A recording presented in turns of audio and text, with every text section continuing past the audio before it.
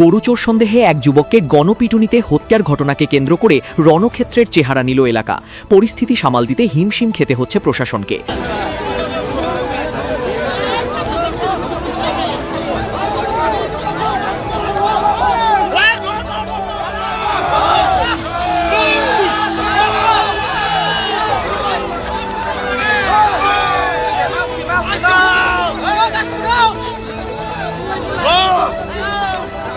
গরুচোর সন্দেহে এক যুবককে নির্মমভাবে পিটিয়ে হত্যা করার অভিযোগ উঠেছে।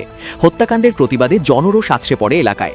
উন্মত্ত জনতা অন্তত 4টি বাড়িতে আগুন ধরিয়ে দেয়। পরিস্থিতি হাতের বাইরে চলে গেলে ভিড় ছত্রভঙ্গ করতে এবং শান্তি ফেরাতে শূন্যে গুলি ছুড়তে বাধ্য হয় পুলিশ।